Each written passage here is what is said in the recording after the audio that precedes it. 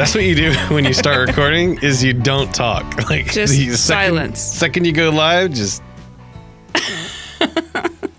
Now I don't know what to say. Did I ever tell you about the first time I was ever on the radio? No. I was just like going a mile a minute, and they were like, yeah, get on the radio and talk about this business that you work for. And I was like, sure, no problem. And they get the headphones on me, and we walk over to the table because it's a remote, and they put me in front of the microphone. And they're like, okay, you're live in 3, 2.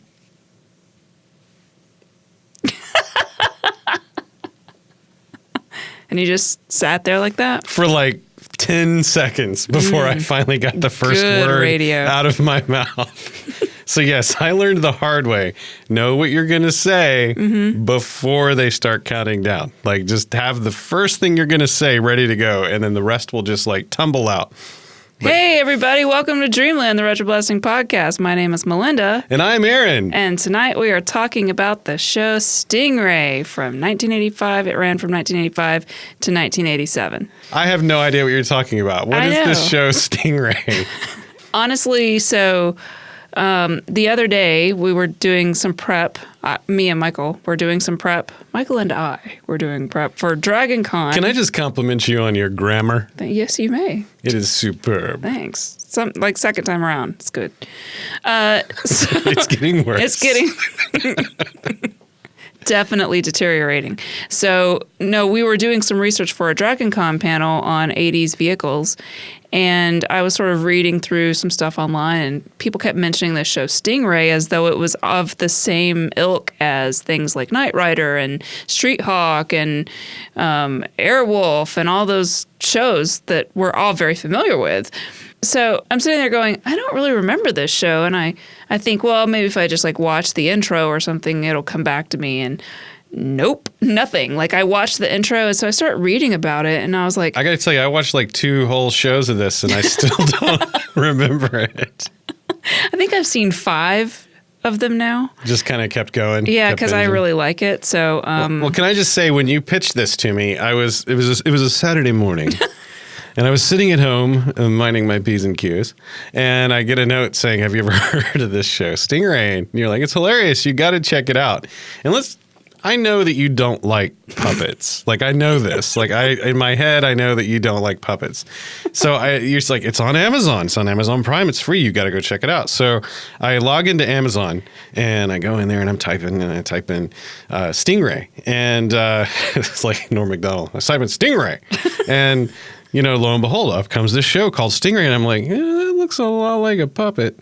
And so I go ahead and click it and start watching it. And it's like Team America style puppets from the 60s in like an underground lair, and it's like Cold War kind of stuff going on. And I'm thinking, sounds like a nightmare. This can't even remotely be what Melinda was talking about. And so I think I sent you a screenshot, and you were just like, that's really scary. No, it's a different show.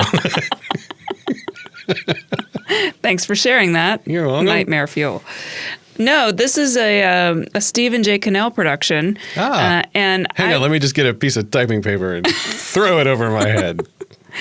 I really love that when you're watching it on Amazon, and this is not an ad for Amazon, they still have that little thing at the end where he is typing in, like that little thing where he... And did you just feel like you were home? I did. For a second? It was like, really quite man, that takes me back. So he did, just to sort of put that in context, if you don't know who he is, he did the Rockford Files, the A-Team, Greatest American Hero, and 21 Jump Street. And he also did this other show that one day I hope we get to do on our podcast. The A-Team? Renegade with Lorenzo Lamas, which was such a huge favorite of mine in the early 90s. Seen it No! Well, he has a motorcycle. So, I mean, you could put it in the same... It's got the Stephen J. Cannell formula of, like, all of the shows I just listed, kind of like Rockford Files, A-Team. Both of those have, like, substantial vehicles involved. So I think it's part of his mathematical equation of this adds up to something awesome. But...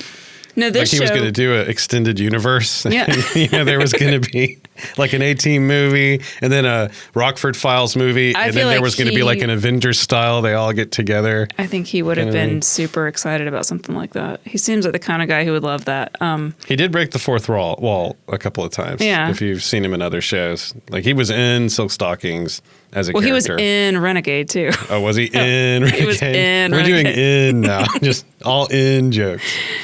So this show is kind of this interesting, people say it's sort of like the Equalizer on wheels, but with like, I don't know if you've ever seen the Equalizer, but it's kind of like this guy for hire that just kind of goes in and takes care of business. And so it's a new event. It's sort of a very episodic type of show. There's not a tremendous meta plot. It's just very 80s episodic television. I could say from what I saw, this will be something that I watch the rest of Oh my these. God. I have to see all of them because the concept is basically, it stars this guy, Nick Mancuso, who you said, I don't know if I'm jumping ahead in your notes, but I think you had looked him up and you said that he was in some sort of like, it wasn't The Passion of the Christ, but it was something like that. Yeah, every religious movie to you is just The Passion of the That's Christ, the only starring one I Mel know. Gibson That's and Nick. Well, okay, so the first thing I want to say about Nick, old Nick, is Good I old call Saint him. Nick. Yeah, when we're hanging out. He was born Nicodemo Antonio Massimo Mancuso. Wow. He goes by Nick. It's a good choice, I think. But yeah, okay, just since we jumped right to talking about Sorry. Nick, I actually snipped out his part of his IMDb bio because it was kind of just like, some actors on IMDb don't really care. They don't give a bleep, and they just sort of like, they put pictures of them like literally like licking something off their mustache. I'm sure you've seen those pictures on IMDb where the actor's just in the most awful, poorly posed picture, and you're wondering if they even have a publicist or if this is fan edited and somebody just keeps going in there and changing it back. So there's lots of fun IMDb trips we could get into at some point. But I was reading his bio, and just the way it started, I was like, I have to snip this out. It says, darkly handsome Nick Mancuso, born Nicodemo Antonio Massimo Mancuso, was born in 1948 in Mamola, Italy, but raised as a child in Canada from age 8. And then it just goes on talking about it, over the 4 decades and the films he was in. I just thought that was like one of the more crafted bios I've seen on IMDb, and especially just opening with darkly handsome. And he is darkly handsome, and he's one of those, he's sort of like run-of-the-mill handsome, I would say, until you start watching the show. And at least for me, I developed kind of an affinity for him because of his character, because I think he's the kind of character that I absolutely love in shows. And they don't make them as often now, but I love a character who is always smarter than everybody else. And I feel like now they don't like to make characters like that because it's too, I don't know. They're too full of themselves. Or that it just doesn't have enough tension because they're always going to get the best of. And I mean, you always have to have a point where that person gets bested or gets like defeated almost so that they have something to overcome. I think that happens to this guy. It does. And it's always for like a stupid reason. Like the dumbest things happen to him. But he still recovers. It's the same reason I love Veronica Mars. It's like she's always smarter than the other people. And so even when they, for a moment, like check her on the chessboard, she's still going to do the checkmate. Like she's still going to come out on top. Almost like that was her play all along. Yeah, or like she can just adapt to whatever because she's just that much smarter. Like Sherlock Holmes is like that too, where it's just like this person's really, really smart and really talented, and it's ridiculous. I know why you have an affinity for this guy. I do. Like, do you? I do. It's the car. You already. It's the car. Actually, no. It's because he played the Antichrist in the Apocalypse series, which is actually by the same people who made the Left Behind movies. The Nicholas Sparks thing? Yes. And are you surprised that I knew that? No, because I know the rabbit holes you went down for the last show. So it doesn't. You were sending me music videos from Christian musicians. I was worried about you. It's like, what's happening to my co-host? And then, yeah. So the thing that actually got me with this is, he played the Antichrist. And when I saw Apocalypse, I was like, Apocalypse Now? Like, what? I was thinking, what on earth was I not aware of? But no, it's from the Left Behind series, and it's a story about, what happens in, after the what is it when all the Christians go to space? I forgot what that's called. Aren't you supposed to know this? The I don't- rapture? The rapture. Thank you. I mean, I had a really good burrito for dinner, and I'm just kind of tired after You've that. been talking a lot about that burrito. It was fantastic. I mean- it's very rare to get just a perfectly tuned burrito. I mean, it's really nice when it can come together like that. Yeah, it is. It's very Yeah. strange. We talk But- about Mexican food a lot on this show. I mean, it just sort of seems to be what fuels Dreamland. But the list of actors that were in this movie with him kind of made me look twice. He was in there with Gary Busey, with I don't know who Carol Alt is. Go ahead and scream at me. Howie Mandel, Margot Kidder was in this movie along with him. Corbin Burnson, Was and this a Mr. made-for-TV movie? And Mr. T. Probably it was made for VHS purchase at your family Christian bookstore, if I had to guess. Oh. But also, on other channels that have things like that. Gotcha.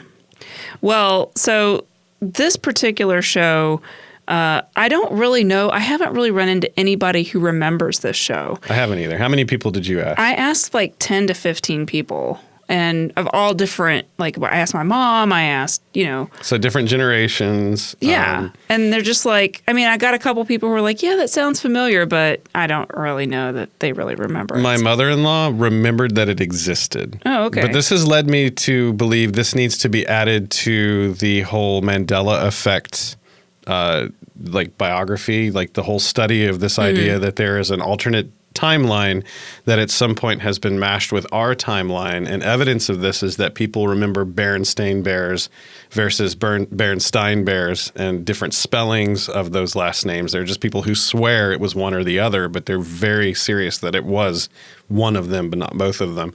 And the other example of that would be that there's a significant portion of people who actually remember from their childhood that Nelson Mandela died in prison, when in fact he's still alive, but they swear up and down that they remember this. And there's another number of other examples, but I think this should go in there because it seems like there are a few people who remember that this show existed, but for me and for a lot of people, it doesn't, but it won an Emmy Award. It wasn't an insignificant show. Insignificant. No, it's definitely significant. And in the sense that it's really, to me, it's really entertaining. It's a little different than like I don't know, like I'm thinking Magnum PI is sort of a little bit more serious, whereas Knight Rider was always a little bit more hokey. But this show is kind of not like either one of those shows. I can't really think of a show that it's serious, exactly like, but then it laughs at itself a little bit. it kind of reminds me of a little bit more serious version of MacGyver. Yeah, I mean, because there's slapstick moments in this. Well, where and he people trip uses a on lot things of these like, ingenuity type. Like, I'm going to set this thing up and all these things have to happen in order for my plan that I've carefully laid out to work correctly.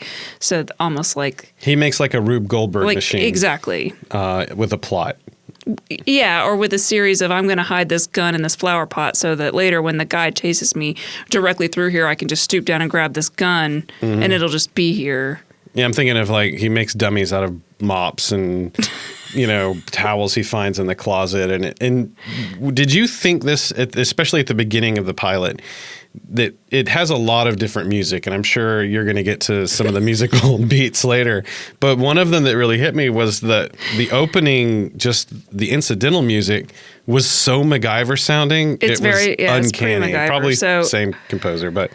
Well, I want to tell people who are listening and are like, what is the show? So the show is basically that this guy who goes by Ray or Stingray, he doesn't really have a name. You It's never short know. for Raymond. Yeah, but it's later in another episode, he says it's something else. So he says it's a million different I don't things. think that you ever really know who he is, and I think that you're not supposed to know. It's kind of one of those types of things. But he basically advertises like this sort of ambiguous thing in the newspaper with a phone number that just basically says, I can't remember. I should have it here right in front of me. It says he's willing to barter a 1965 Stingray to the right person. And it's the kind of ad, like classified for barter only Yeah. or something like that. And the whole point of it is just to put his telephone number out there. And for people who know word of mouth, who he is and kind of what he does, they call that number.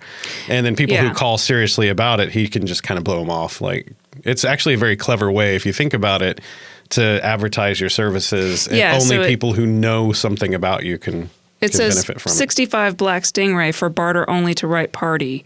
But basically he lives in Southern California. He devotes his time and all of his everything to helping people who are in trouble. And you don't really know where he's from or what his background is, but you would assume he was maybe an assassin or a CIA guy or something like that because he's got a very special set of skills or whatever. He's got this black 65 Stingray, like we said, and he goes around and basically every episode, like there's a new type of person who needs his help, and he becomes like this character. And I mean, he really becomes like whatever character he has to become, whether it's adapting an accent or dressing up in a costume. Like he does a Texan accent in one of the episodes I watched. And I kept trying to pick that one apart too. And he laid it on thick a couple of times, but I mean, it wasn't the worst Southern accent passable. I've ever heard. I mean, certainly, and he does an amazing Italian accent because I think his family is Italian. He was born in Italy. So yeah, so he's clearly got that just naturally. But they have they have just these really weird, and the first episode is like a typical thing where it's like a 2-part pilot. It's like a 2-hour long thing that's split down the middle. And so we watched that as what we'll be talking about primarily tonight after we sort of get through what this is about. But this, the guy who did the music, or it's actually not just one guy, it's several guys. Mike Post, Pete Carpenter, and Walter Murphy, they frequently collaborated with Stephen J. Cannell. And they did a lot of the stuff for like The Greatest American Hero and Hardcastle and McCormick and Blossom and all of these types of things. But the interesting thing about the music in this show is that they write specific songs for episodes that are played, and they have lyrics that are very on the nose for what's happening in that moment.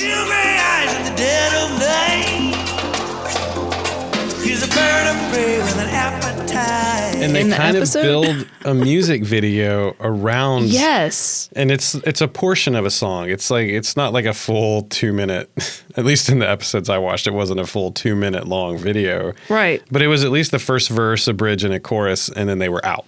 Yeah, kind of. And it'll have like that song repeated throughout the episode, almost giving each episode its own theme song in a weird way. Yeah. And, the song will be like, this isn't true, but I watched an episode. I can't wait. Where there's like, he has to go and there's like an underwater fight scene because he's like going in one of these diving mask type things and he's going scuba diving or whatever. And he's like, it's like you're in deep water now. Or something. Like it's really on the nose and cheesy in that way. You're in deep water now. Kind of thing. Kind of, yes. Because I mean, for the pilot, it was totally ridiculous. Oh my God. I probably watched that 3 times. I could just listen to that song. Like I wish I had a copy of it. It's okay. All right. Yeah. I mean, the attitude in it was like white heat on the street. Cocaine. Yeah, so the first episode is essentially about this like Mexican drug cartel leader who's already been kicked out of the United States, but he finds a way back in and he's trying to take over all these other drug like mafia groups so that he can be like the head drug guy in the area and monopolize all the drug trade. And like he's sort of working with really low level gangs like Mexican gangs to try to get totally support. using. I mean, it felt like a street family gang. It wasn't even. It was like 4 guys in a car. But the way that he's going about doing what he's trying to do is one of the most interesting and unique storylines that I've seen in one of these types of 80s cheesy drama shows. Kind of James Bond. It's really, really evil and really messed up. So basically, he's taking people, like he gets the beginning of the episode, he essentially kidnaps the DA of wherever they are. He just starts at the top. And he... like, I guess he knows the guy, or he knew the guy as a kid. He did. There was a little personal beef there. And so they do this thing where they basically give the person shock therapy. Like, ECT. It's very 80s pseudoscience in a way. I mean, but they literally shave a little spot on the guy's head. They hook him up to these little sensors and they electrocute his brain and fry it so that he is essentially turned into like a drooling 4-year-old who only wants to watch cartoons and has no memory of being an adult. Yeah. I mean, it was the performance of the guy after he did that was haunting. I mean, it was really well delivered, where he was just so excited to watch, what was it, Popeye, or I don't remember what the cartoon was. That was Woody Woodpecker. It was something like, yeah. So I'm going to just sort of go through some of my notes. I took a ton of notes, as you know, probably way too many, but there was so much to make note of. So the first thing that I'll notice, and this is true of every episode of this show, it starts with music, sort of like cut in a montage type of situation with clips from the upcoming show that you're about to watch. Mm-hmm.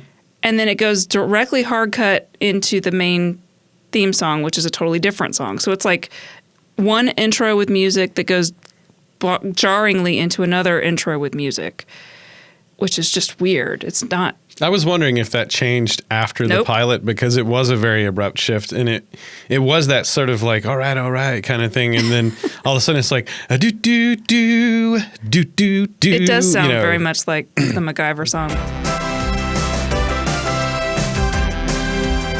But it sounds like they just had two music things that they really liked, and they couldn't decide, so they just used them both. Just cut them together. It's got two musical intros, and then they have these amazingly gorgeous vehicle beauty shots in the intro. And there's a lot of really cheesy stuff. Like there's one lady that's in the intro, but she's not in the show.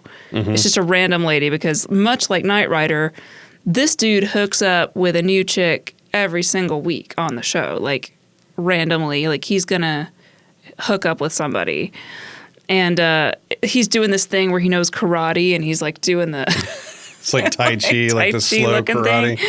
And that's on his list of skills, by the way, along with driver, masking his identity. It's a special ability. He has a photographic memory, apparently. He's mastered speed reading, slowing his heart so he can appear dead. He uses that actually in the diving episode. He slows his heart for survival. Just like Puma Man. He takes on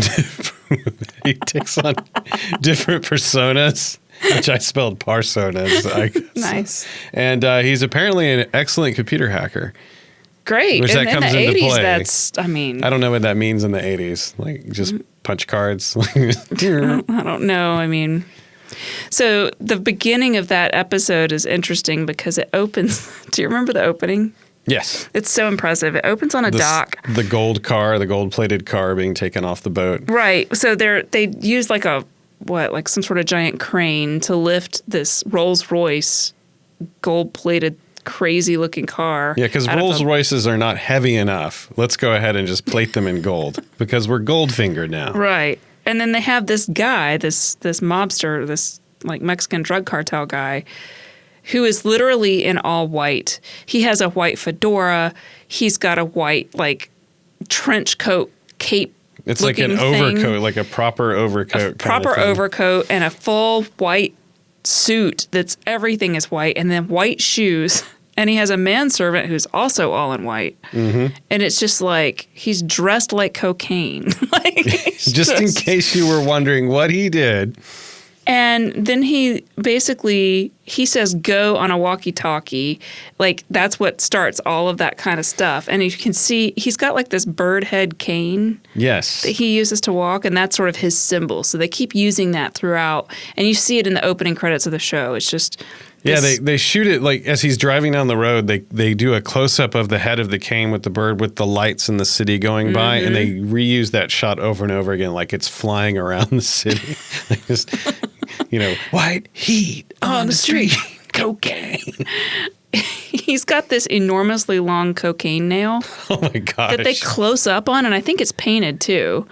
I remember seeing, when I was a kid, I remember seeing people who had those. And being like, why is your fingernail like that? It is a thing. They're like, oh, for my guitar playing. And I'm like, oh, okay. That sounds legit. Got it. So, like, not long after the show starts, he's walking down the I don't know, the plank thing to get off the boat and go into the Rolls Royce. and they're playing the theme song from the show, which you just finished watching the intro opening credits. Mm-hmm. So it's like 60 seconds pass, and then you're hearing the theme song again. And so it's really weird.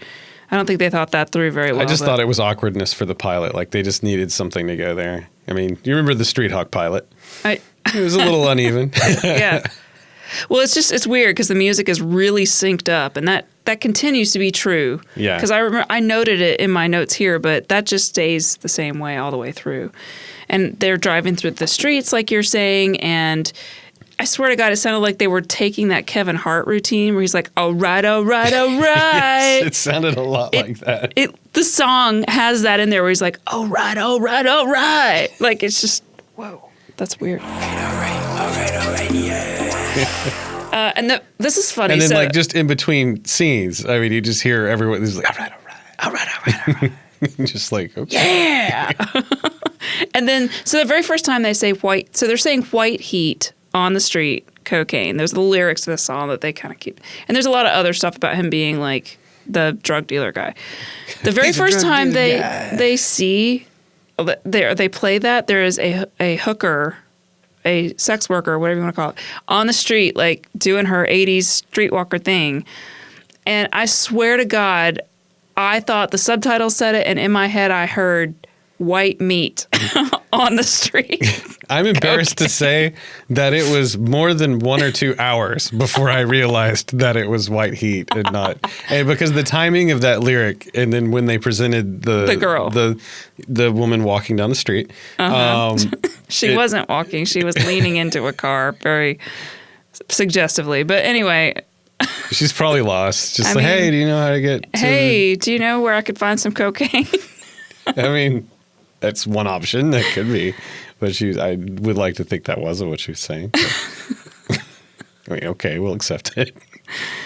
So also, if you do watch this and you use the subtitles, they don't get them right all the time. No, this they is don't. one of those shows that either they just used a machine learning algorithm or they outsourced it and they didn't care because they thought nobody was going to watch it. So there are times where the subtitles are hilarious. Yeah, yeah. So, like, around this time is where they show some of these low-end thugs that I mentioned before that he's trying to work with.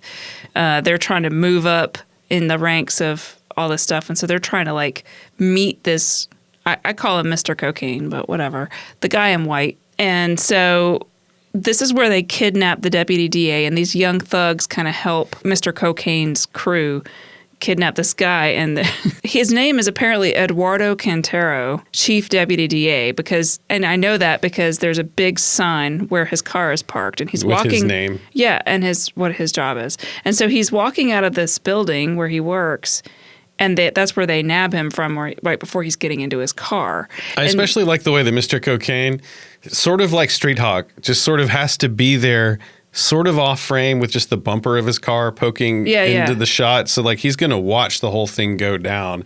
I guess this is well before LoJack when people could track your cell phone and stuff. Like, no, officer, I was nowhere near the scene of this crime. I mean, he's just like right there where he could watch it happen. He just enjoys watching. Anyway. You okay?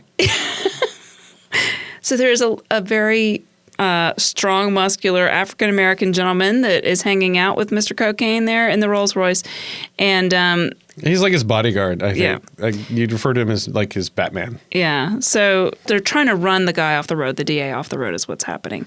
And so the black guy's sitting in the front with the head thug. And the thug goes, I need a sign, like meaning I need you to tell me that when you're ready for me to run this guy off the road or what you want me to do.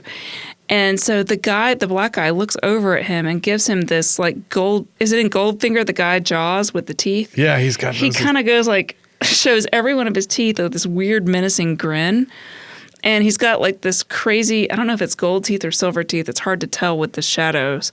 But I guess that's the sign for, hey, it's time to run the DA guy off the road. Everybody knows that's universal language for run the DA. It was just like off this the really road. weird thing. And so they chloroform him and take him in to this big complex, this mansion-y complex with a wall around it where Cocaine Guy is not there though, right? This is like this other guy who... There's another doctor who comes in, but Mr. Cocaine does show up. Yeah, Mr. Cocaine is hanging out there and enjoying watching the doctor who lives in this complex do these procedures, turning people into... Yeah, and you go back to that later, right, in part 2 of the pilot. Yeah. So there's two. It's not clear that there's 2 locations, but Mr. Cocaine has his own sort of mansion. Sure. That he lives in. And then there's this other complex, this medical complex. Because, everybody who lives in Malibu has, this wonderful house and then like a whole industrial complex in the back where they do all kinds of evil scientist stuff. Right. I remember reading that. It makes sense to me. It's called, the place where the doctor lives is called the Dector. It's like doctor, but with an E. Dector Institute. Never go to a Dector. I'm going to write that down.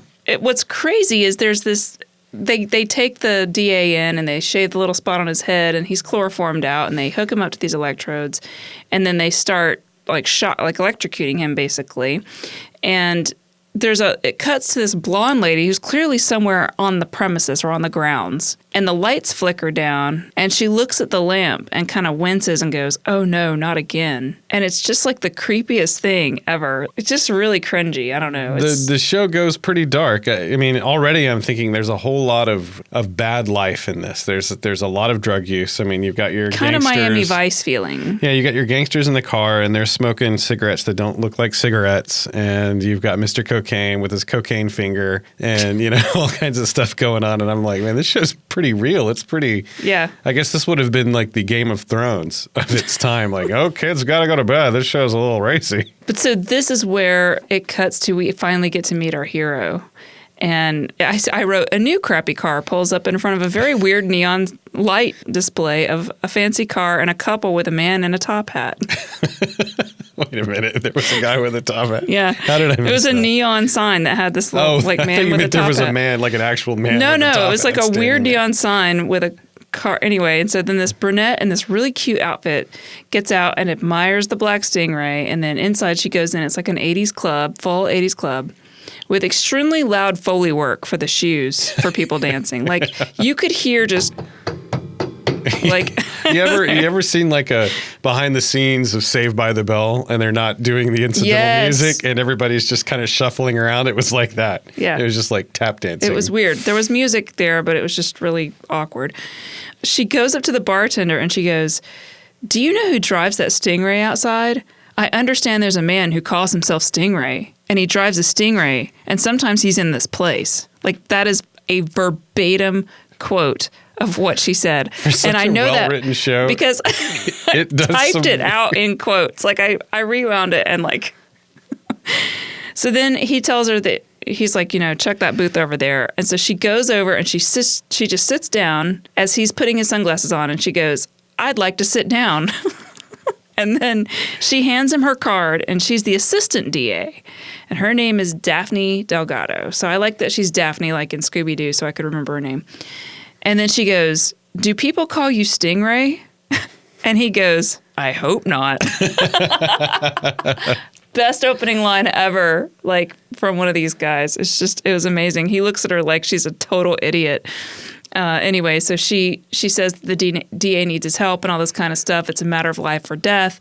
And she goes, it's a message, or she has a message that it's a matter of life or death for 30 people. He goes, "That's some message. You can go a whole year and not get a message like that." So then she gives him $3,000, which she gives to him as 3 $1,000 bills. I don't think I've ever seen that in a TV show or movie where someone's just like, 1, 2, 3. There you go. And I don't want people to think this is a lot of money, so here's 3 $1,000 bills. Right. And then just to like make the point of how he is, he just literally leaves that as a tip for the waitress. Yeah. And leaves it on the table. She's like, "Wait, what a minute." And she's pissed. She's like, "What are you doing?" They have this, they cut to the thugs and this lady who looks like, she looks like Radon Chong in nothing but a fur coat. She's really high. Like they're all just like doing their drug stuff. He like has his cocaine nail and he like takes his cocaine nail. He spills cocaine all over the floor and he blows the cocaine off of his hand.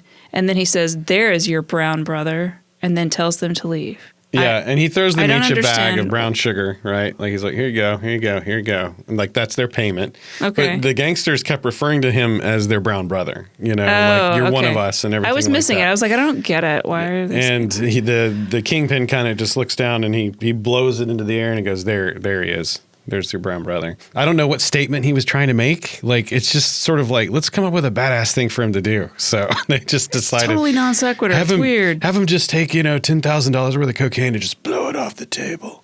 There's a Mercedes, and it's driving, and it has a plate that says Dr. R, and he goes to medical building. It says that on the building. We see that the Stingray is parked in front of Ned Rosenberg, MD's parking space. Yet another parking decal. So that's the real Dr. R. So basically this Dr. R is pulling up to park in his space and the Stingray is already parked in his space. Mm-hmm. So he gives this weird look. So when he goes in, he gets this letter from Stingray. And I feel like the show was still kind of feeling like a cartoon to me at this point. Like everything is just on crayon. Stingray stationery. Yeah. And anyway, it says like with 56-point Stingray font printed at the bottom. Right, yeah. And it says, "It is time. I need to meet you tonight. Don't do anything special." And then it's signed Stingray. So the gist is basically this, which they get to slowly, but he basically he helps people, but then he does a Godfather thing where he's like, one day I'm going to come to you and I'm going to ask you for a favor and you can't say no. The difference between him and the Godfather is that the thing he's going to ask you to do is going to help somebody instead of like potentially murder somebody. Right. And it may still involve a risky thing. Like you may have to break a law or break a rule to do it, but he's using your favor to help the next person down the line. And then once you're done, you're done. Right. And the cool thing is, and it's one of your questions you had, and I saw it happen, they do have people who are in various episodes show up again later to do favors. Brilliant. I'm so glad they did that. That's so cool. Like, it's not exactly before Star Trek did the multi-episode arcs of stories. And it's not really an arc. It's just sort of like a callback. It's really subtle and it's kind of cool. They go and they're taking the DA into this Dr. R, into his lab, and then they're trying to figure out. They do a brain scan on him because basically they know that something horrible has happened to him. They ask him, "Who shaved your head?" So this DA, remember, he's been electroshock therapied, and he's like a 4-year-old. And so he looks straight at him and he goes, "I like drawing corpses. I like making them different colors, jumping and running. Sometimes I make them blue because blue is my favorite color." It was a weird choice to go with that. That grin on his face reminded me of something, and I finally remembered what it was. Did you watch Gattaca when it came out? No. Okay, so the whole premise behind that movie is that there's two boys. One of them has been genetically modified to be perfect. The other one is just natural born without any genetic modification. And the way that little boy early in the movie, when they're kind of showing them at the doctor's office and they go, "Hey, dude," and he looks up and he goes, with this sort of like goofy grin on his face. It felt very much like the way that this character was acting, just with like, he always had this like dopey smile, a little drool on the corner of his mouth. I mean, he really played it up. Yeah. Like, I don't know a lot of 4-year-olds who are just going like grinning and like all the time. But yeah, I mean, yeah, it's definitely creepy. And then they call for 30 cc's of thorgenzadrine, which is not a thing, by the way. Oh, it is? It's not. No, I'm pretty sure it is. No, I'm pretty sure. Agree to disagree. Nope. So anyway, Daphne is like focused. She's really focused on how she's going to pay him. And he's like smug and he's not telling her. And this is where he he says he takes money out of the equation. He says, "My hands don't sweat because I never pay at the window." He never gets his pay at the window. He's basically saying he never has to go somewhere to get his check. He doesn't get paid money. He gets paid in favors only. Right. And that this allows him to have freedom and to live up to his virtues. Yeah. So he's never beholden to somebody for money, is basically what he's saying. Nobody owns him. Right. He can always do what's right, like Captain America.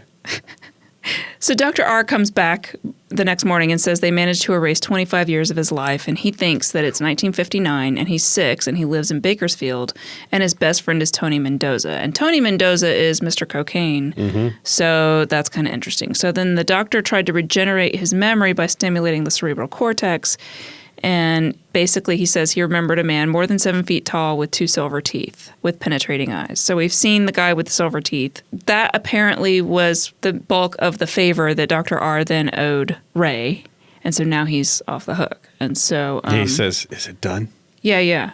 So she finally figures out that he, deals in favors and all this kind of stuff. And she's so indignant about the way that she's like, he says, one day I will ask you for a favor, and whatever it is, you must do it. And then I wrote, that's going to need some disclaimers, I think. Well, and she's being a legal-minded person. She's got a few follow-up questions.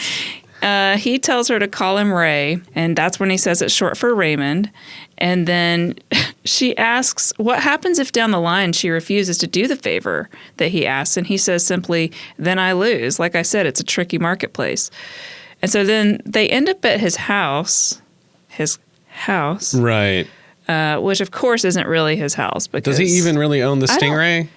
I don't think anything he has is his. I think it's all just... They're favors. Like, there's people he's done things for, and they let him stay at their house. And so they're standing in this gorgeous, very expensive home, and she looks at him, and you can tell some dude wrote this, but she says, something about you pleases me. Despite the fact that I find you arrogant, conceited, high-handed, and bizarre. And then his response was, are those adjectives or adverbs? Yeah, there's a lot of that. And I wrote, they're adjectives. But there's a lot of that weird grammar play that they do. I don't know if that's just a writer having a blast. Like, it sounds like a writer just kind of like real pulpy. I wonder if he even wrote this thinking it would get made. Like, I don't know. There are bits of it that were just for a joke or a filler, and then it got made and they acted it out, and he was like, oh, well, okay. I have not genuinely laughed this hard, this much I can't even tell you how long watching a TV show. Like every 5 minutes, I would say something new happened and you're like, what? And you have to rewind it and watch it again because it's so over the top. And I was wondering how I got through both halves of the pilot and you were still on the first half of the pilot. So, well, I have like a bazillion pages of notes, but at any rate, so he breaks into this palatial estate place, and as he's climbing up a wall, he comes face to face with another dude. Yep.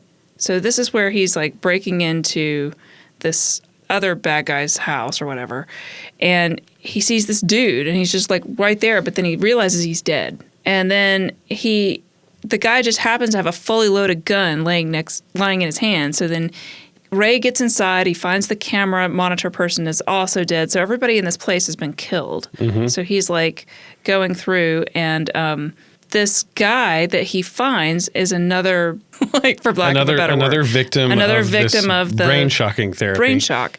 And this is the brother of the main bad guy that the DA is pursuing. So the DA has this huge case that he's trying to prosecute or did, and then the brother is saying that the evidence from the house that they had shouldn't be able to be used in court, so he's got a whole court case. So it's like all these things are sort of weirdly tied together. Mm-hmm. And this is where he's watching the Woody Woodpecker cartoon. Okay. Yep.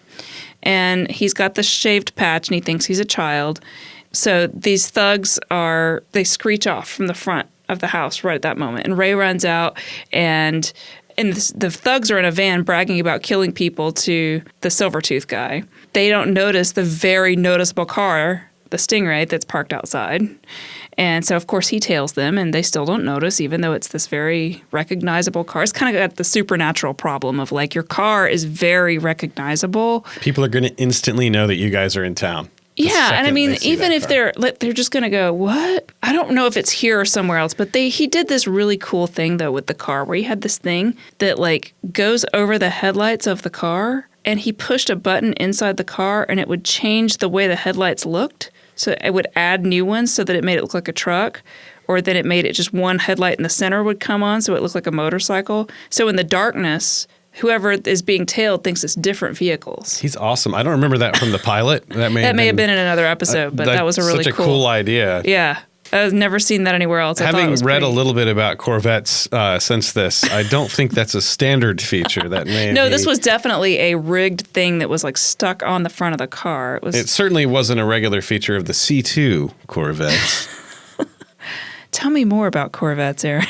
No. Okay. There's no need. But I can verify that was not a standard C2 feature. Gotcha. So Maybe C3. He pulls up outside of the Dector building, but apparently Is that where you find the Dector?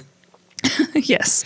And then someone sees Ray in the car as well. So he's looking at through a little spy scope at the building. Wasn't that a cool little periscope he just happened to have? We could just like look up over the top of the steering wheel and look. And then somebody else is seeing him. So they scramble a helicopter. A helicopter flies up with a machine gun. It's amazing. And just starts shooting at him. In the middle of a city. In the middle of a city. Like, it's the most insane thing I've ever seen. Like, so I wrote stunt driving, music. Wow, a helicopter dude is just open firing on the freeway and flying super low, which is super illegal. Like, even in the 80s, I have to think that was illegal. So there would have been a multiple department police response to this guy. But I mean, in the show, no, whatever. This helicopter is flying like right on top of this Stingray car and like down the freeway and shooting other cars, like just shooting everything. There's 30 dead people. Oh, absolutely. From this chase. Yeah, for sure.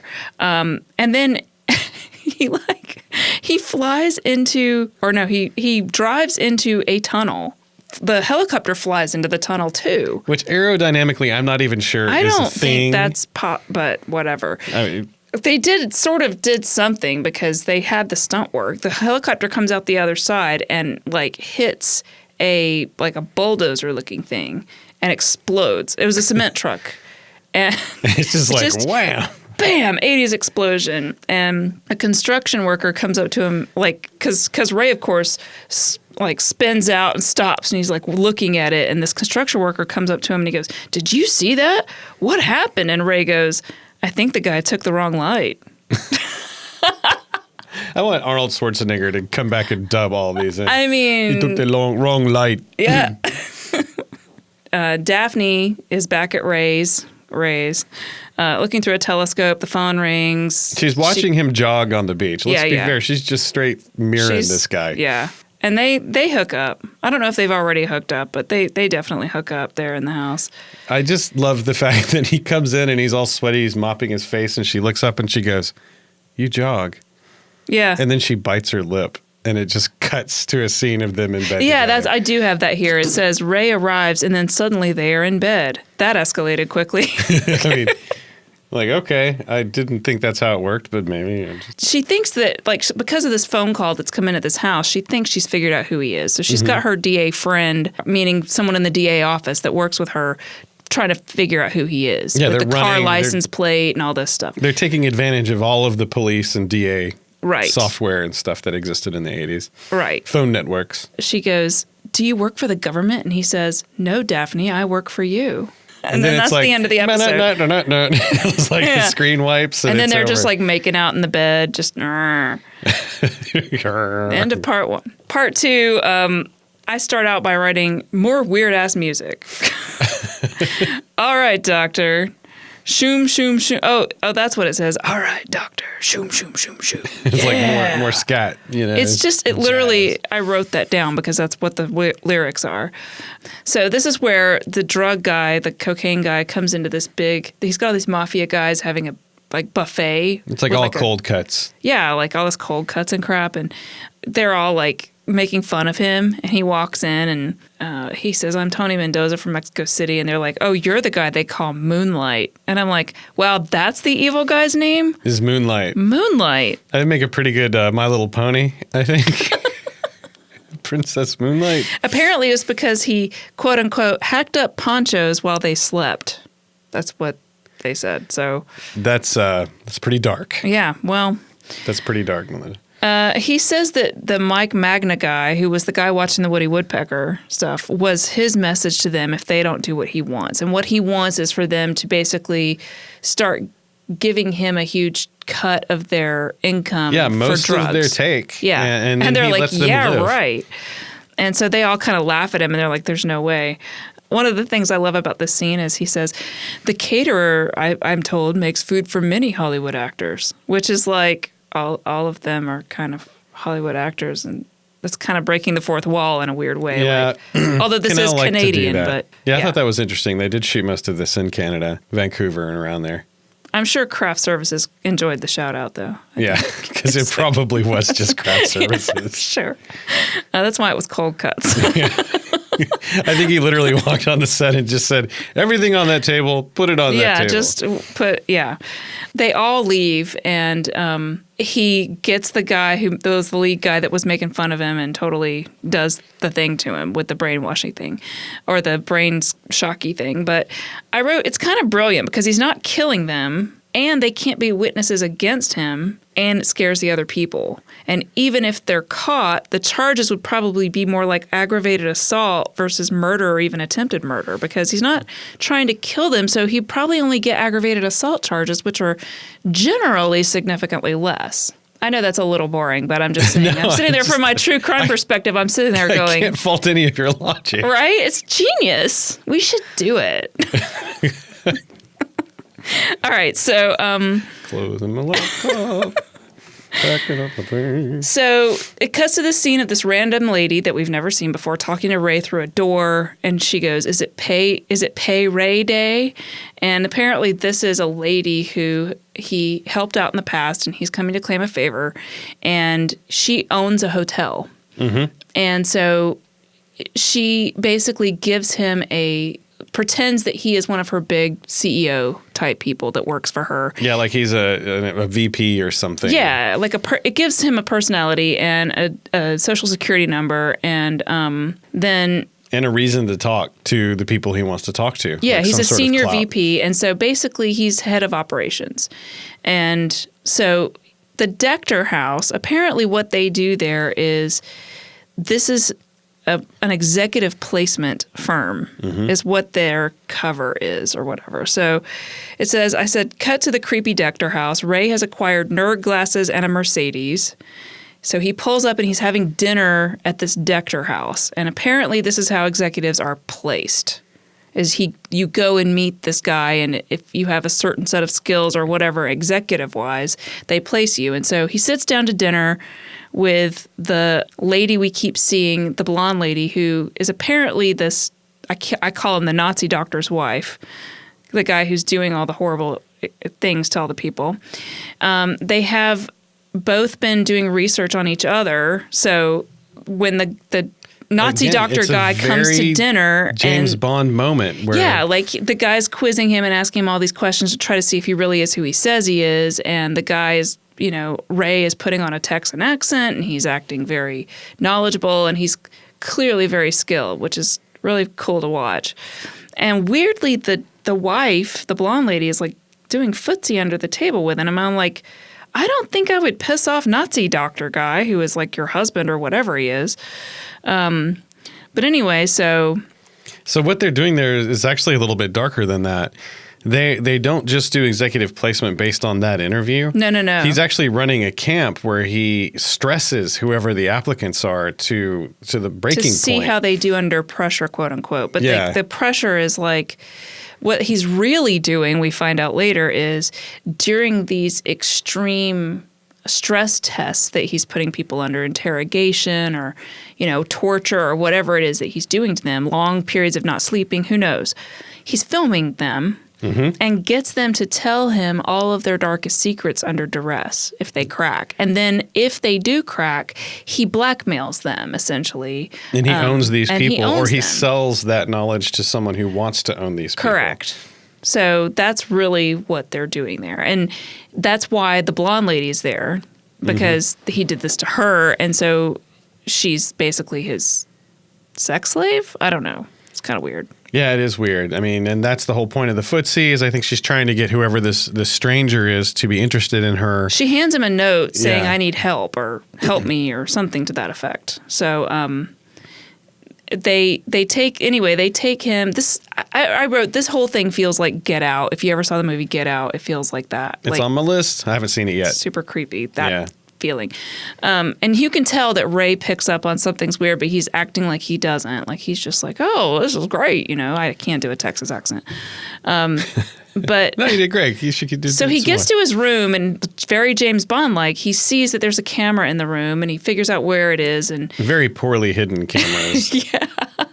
And then it's the 80s. I mean, if you go to an Airbnb and there's cameras in the bedroom, it's like, I think I'm going to go down to the Motel 6. Thanks a whole bunch, guys. Yeah. But so he makes a dummy in this really ingenious way. And he's creeping around on the floor. Yeah, and he sets up a dummy that looks like he's fallen asleep with his legs crossed in the chair. He sneaks out. I said... He poses it for the camera. He sneaks out. I say, holy crap, he has sunglasses that can see infrared sensors. Yeah. That was bizarre. So they have these infrared, the standard 80s and 90s thing where like these infrared things, if you put smoke or the special sunglasses on, you can see the laser lights that trip the alarm. Right. Like, just in the yard, though. In the yard, all over the yard. And he does this insane running, diving, rolling thing to get past them. It's like it's ridiculous. 80s parkour. Oh, man, it's hilarious. So funny. Anyway, he gets back up to the main house. This was another favorite part. He gets up to that like beautiful Rolls Royce that we talked about earlier. And the windshield is labeled bulletproof glass. In this lovely font. Everything is Six Sigma in this movie. It's like, if it's a chair, it says chair somewhere on it. Tony Mendoza chair. I remember you messaged me. You were like, what font is that? I literally joined a Facebook group called What Font Is This? Did you find the font? I got some suggestions, yeah. Oh, that's crazy. It's pretty amazing. You're a strange cat, you are. Because it's this weird cursive font. No, I love fonts too, but I mean, that felt very 80s font. Like, it was so I need weird. a script font. I found some candidates on Adobe. I think I sent those over to you. So he climbs up this balcony, Romeo style, up to this lady's bathroom where she is. And it's the most insane jellyfish bathroom that you've ever seen that looks like a Taj Mahal. It was crazy. There were jellyfish like tiles, like in these very elaborate. It's the most bizarre thing I've ever seen. And I said, Vancouver. because jellyfish are soothing. Anyway, he sneaks in, he startles her, and they start whispering in the closet because her room is bugged. And then we find out that the doctor's name is Ernst, which is a great name. Ernst anyway, Dechter. He comes in and he says he didn't like her flirting at dinner. He mentions the cassette he has of her, I guess the blackmail cassette. And she says she wants to go home and her parents are getting old. And then she makes a pass at him and he smacks the crap out of her. But she gets the quote unquote electronic key. Mm-hmm. And then he leaves. And so her whole thing, that was all a ruse just to get close to him so she could steal this electronic key out of his pocket and hand it to Ray. I'm thinking it's going to be, I'm imagining like a hotel room key card, right? But this is the 80s. So it's actually just a regular key. But somehow it's electronic. I don't really understand it. It's magnetically coded. It's just a key. And so seemingly if he's going to go back to work, Ernst, he's going to immediately miss the key because he can't get into his evil workshop without the key because he's the only one who has a code. He just made a phone call. He's like, oh, I left it up there. I don't want to see her again. So-and-so, come unlock this door for me. So he goes to the underground lab where they have a game show host sitting at a desk and a bunch of dudes. There were an awful lot of weird security guards down there. A bunch of dudes who look like valets filing VHS tapes on wall-mounted shelves that appear to hold maybe 60 tapes each. Yeah, and there's like 3 dudes in there just And honestly, it looks like the antechamber of an indoor pool. And there clearly is a pool because you can see the water reflecting on Ray's face as he's creeping in. Like you can see the water. So it's like the change room for the pool at this mansion. Yeah, at this big mansion, this underground pool, like at Biltmore Estates or whatever. Yeah. So he goes into this room where the thug boss from earlier, who was making fun of him with the cold cuts, that guy, he's catatonic on a stretcher. So then Mr. Cocaine shows up and he's mad because he keeps saying this line, he must see me. Can you see me? He wants people, the victims, to look at him and realize that he's the one who bested them. Or he seems to want that more than anything in the world. He does. So Ray puts some kind of gel on another stretcher's arm restraint. Like just randomly, he looks around real quickly and he gets some gel and he puts it on an arm restraint and also fastens a taser underneath that particular stretcher. So this is the Rube Goldberg device that I was talking about, where how does he know that particular stretcher, that he's going to end up on that? It's a unique set of skills. But anyway, so they check Ray's room and he's already managed to make it back there. And then the next morning they kind of come and confront him. They basically know that he's the one who stole the key or whatever. They start walking him back, but of course they chloroform him. And I said, Mr. Bond, it is time for you to go. Yeah, Silverteeth shows up with the chloroform, and I said, oh, Lord, we have a Vietnam cage flashback. That is the truth, though. And then Mr. Cocaine is standing over him when he wakes up. I think they give us the Vietnam flashback to show that he's not breakable because the Vietnamese were trying to break him in Vietnam. And they couldn't. And this is why they can't break him now. Right. It's because he took that one. Coke Nail is standing over him, or Mr. Cocaine. And when he wakes up and he wants to know who he is. And I say, he's a smartass even on the table. So I don't remember exactly what he said, but. Yeah, he just kind of like flippantly was like, whatever, bro. Yeah. And so they give him the shock therapy. When he wakes up, he resists the guy asking him his name because he's a badass, I wrote. His cerebellum is much tougher than the average cerebellum. Right. Thank goodness. He changed the pH of his brain fluid. Right. Something. Using his pancreas powers. I don't know. So he slips out of the restraint because of the gel, and he reaches under and gets the taser. Because the gel was still gel-like after 18 hours. Sure. And no one noticed the taser either. No. That's lucky. Magically, the blonde lady just happens to be in the next room, and she knocks the other guy out that was in the next room. And then this guy goes to the drug cabinet, and he doses the coffee. I love this. He doses the coffee with hallucinogens and knocks out the guards and then steals their guns. And I loved the bit with the guards that were just like totally tripping. They were all tripping. Like he dumped acid in them. One guard shot another guard in the stomach. He definitely did. He did. That guy's a killer now. That's right. They go into the room where the people have been filing all the videotapes on the wall. And she's looking desperately for her tape, but she doesn't take a moment to fit. Like they just have codes written on them, and then in this filing cabinet that's literally sitting right there, there's a decoding list where basically in the same room it unblinds that. So you basically go, okay, well, decoder ring time. You look up the name, and then it's got the code next to it. It's not hard. She could have just taken a second, but instead she just like a crazed freak, she starts grabbing tapes and just throwing them on the floor. And it's like, well, throwing it on the floor doesn't make it where a VHS tape isn't playable anymore. So I don't know what you're accomplishing. VHS, if you jar it, it knocks the... Nope. Yeah, I guess that's not true.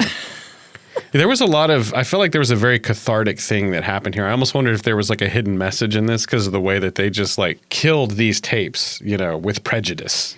Well, she starts doing it, and then he starts helping her, very loudly knocking all these tapes onto the floor. And I'm like it was therapeutic. What is happening? You guys are just calling attention to yourselves. But then, I wrote, the one guard has the strangest LSD reaction I've ever seen. What did he do? I don't even remember, but I've got to find a screenshot of it and put it on the show notes. Yeah, now we have to.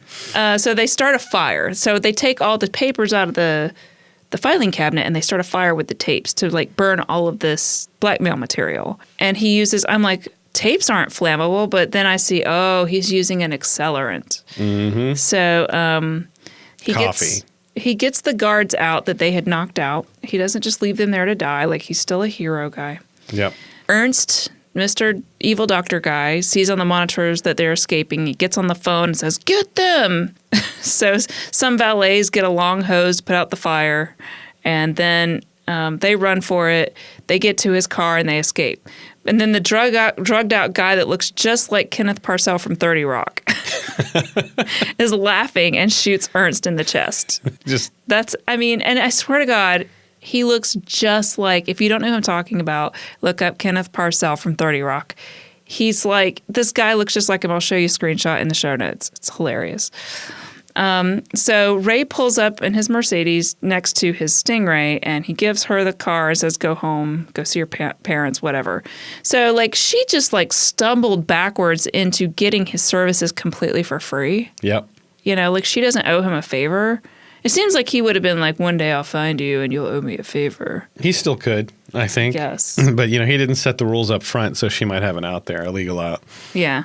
Like, if this got into season 15, you might have seen him show up and Yeah, be that like, definitely didn't happen. Hey. Ray looks in his glove compartment, finds the license plate that he wrote down from before from when he had tailed the guys, which has the address that goes with it. And he pulls up to these thugs running in the streets. Somehow he just manages to figure out where I think you're meant to think that thugs he ran them down like it was an all-day thing. He probably Maybe. drove around town until he figured out where they were. So he finds them and he goes, where is he? All of this leads up to Mr. Cocaine pulls up to a dock. He's going to leave. With Silver Teeth driving the rolls. Shoom! They say that. Music. It says, luckily the thugs must have known the dock location because Ray pulls up. And Mr. Cocaine motions to Silver Teeth to get Ray. He goes, get him. And then Ray kicks that guy's ass. Which is, by the way, this dude really is like 7 feet tall and huge. And I mean, Ray is kind of a badass, but I mean... That guy's got reach on him all day long. He didn't even get a punch in. Ray knocked him out and knocked him in the water, like off the dock into the water. It was amazing. Cocaine guy starts shooting, and Ray gets into the rolls that has bulletproof glass and friggin' jumps the car onto the boat's deck, which I have no idea how he managed to get lift in that heavy car. For TV. It was just car chases and explosions. It was perfect. Gets out because he managed to land right on top of Mr. Cocaine. And Mr. Cocaine's like, it's turning gray. Can you see me? Because that was his thing that he said all the time. Can you see me? And Ray goes, this is what he said on the table earlier. He goes, yeah, but you look terrible. Yeah, that's right. It was a callback. Yeah, but you look terrible. It was a cheesy line and a callback. So anyway, basically at this point, there's just a couple more little scenes where it shows Daphne prosecuting the big DA case that they had been trying to prosecute, and she wins the case, and they nail the guy for murder or whatever. And then Ray's there kind of in the background, and she looks over, she's like, oh my God, you're here. And he gives her a thumbs up, and then she turns away for a second. She's like, I'm going to go talk to him. And of course she turns back around and he's gone, like he vanished. And she tells her pal that her friend at the DA's office that the DA from the beginning is getting better. So apparently they're able to sort of fix the problem. Or like it fades over time. It was sort of a sci-fi thing to do to him anyway, so. She drives her little white Bug. She has a little Volkswagen Bug. She drives it over to the house that she was at before because she thinks that's really his house. And a slightly older woman answers the door, and she asks for Mark and to say it's Daphne, and she's looking really proud of herself because she's like, I figured out who you are, da-da-da-da-da. Mark answers the door because she thinks his name is Mark Bouchard, and that guy answers the door, and he's not Ray. And Jennifer says, Jennifer is the lady in the house, and she's like, I'm sure you'll see him one more time. Because clearly they have paid their debt. Like that's they've right. done their part. They've done their part too. And then I say, however, it doesn't seem like it would be that hard for her to find him because she found him before, and in later episodes he freaking advertises. So it seems like all she'd have to do is just... No. She just said, oh, well, I mean, it was a nice try. So then Ray's car drives toward the sunset into the city with moody music. Then freeze frame. Then the car disappears. That was the weirdest thing. Everything in this show was the weirdest thing. And it gets like halfway down, it freezes with the car in the middle of the street, and then the car just vanishes. I guess that's to symbolize how he just vanishes He just from your vanishes life. into thin air. That's his other power on the list. He's right, magical. Right next to good at calculators. I have to say that this is one of the most interesting shows I've ever seen. And I've watched, like I said, about 5 episodes. And some are better than others, but... I'm sure you'll see at least one more episode. It is so worth the watch if you have the opportunity. If you have Amazon Prime, it's on Prime right now. Don't get it confused with the puppet show. Nope. There's 2 seasons of this show, and I mean, you can tell because it's got the cheesy 80s font and like the Stingray in the logo. But it's just the most interesting. I feel like it's way better and better to rewatch than something like Knight Rider. And I'm sure I'll get a lot of hate for that. But I mean, if you've ever tried to watch Knight Rider now, it's... I only watched it when it was on TV legit. I haven't tried to watch it since then. It's every bit as cheesy as this. I mean, it really is. But I remember I was sitting upstairs watching another episode of this show, and Michael came upstairs, and he's just like, oh my God, what is this show? Perfect. It's not like anything else I've ever seen. I really, really love it. So I know you read a bunch of other random weird stuff about this show, like trivia, and you listen to a bunch of crap about Corvettes. So yeah, I mean, none of it is really worth it. I'm still wondering what I'm going to do with all that knowledge. I think one of the most interesting things that I could tell just from the researching of Corvettes is that the 60s were a golden era for Corvettes. Right. And I think 65 is smack in the middle of that. And, this is back when they still had the chrome bumpers, and there were just a lot of things they didn't put the catalytic converters on them yet. So it really is in kind of that sweet spot for American steel. I think they started making Corvettes in Flint, Michigan, and they ended up moving to Kentucky and things like that. So there's a lot of really just, heartland of America kind of stuff going on there. And the other thing that actually happened not too long ago is they unveiled the new 2020 Corvette, the new line of Corvettes. And they have... And it's perfect timing for this episode because they have started returning to that Stingray form. And as a matter of fact, the first version of the Corvette that's being released is the Stingray. And they've done that, several times throughout. There's a Stingray Corvette for this and for that. But I was just looking at it going, wow, they've kind of blended the old kind of Mako test car, the Stingray car that they did with the modern look and kind of come up with a hybrid. It's nice to see again. I think a lot of people do miss the chrome that was on the bumpers that they had to replace for safety. Stupid safety. They've done a lot of stuff since then, and the popularity kind of fell off, and it's kind of getting a resurgence, which I'm not a car guy, but diving into this does make me interested in understanding more about that world. And just like with retro toys and other things, there is a whole rabbit hole of they use this kind of paint, and that was the only year you could get that. And if you saved up enough cereal box tops, I'm just kidding. There's not anything like that. But that's kind of the gist of what I have. I'm always going to I'm going to wake up in the middle of the night for years now, from now, and be like, that's when they got rid of the fuel injectors.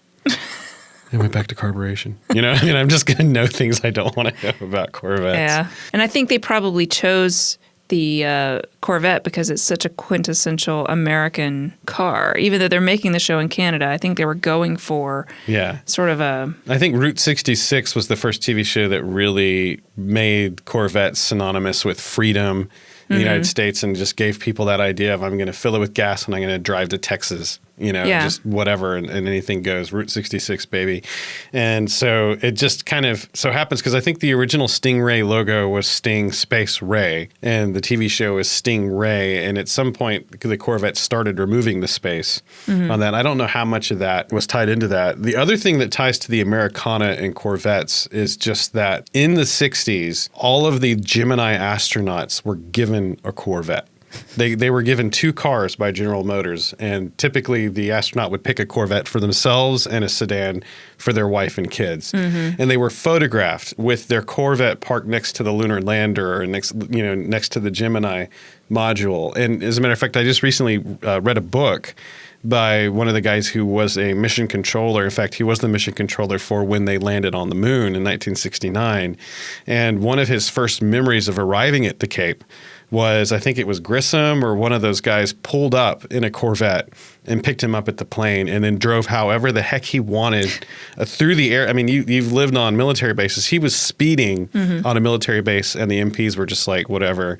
And that's when he realized he'd been picked up by an astronaut because, they were just like these rock stars back then. Right. So as well, they should have been, right? Yeah. I mean, what is it that they said in The Martian? They would drink a glass of whiskey, jump in their Corvette, drive to the Cape and fly to the moon. He's like, they were badass.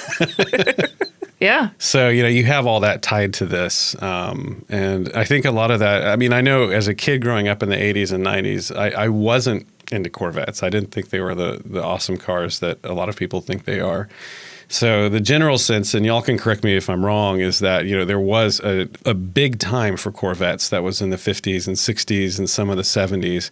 And then I feel like in the 80s and 90s and up till I think probably in the last couple of years, Corvettes haven't been seen as I don't know. I would say in the 80s they were still badass. I feel like in the 80s it was like all IROCs. Well, there was the 80s Corvette that had like that 80s red Corvette. Like there was the Prince song, Little Red Corvette. Barbie had a Corvette.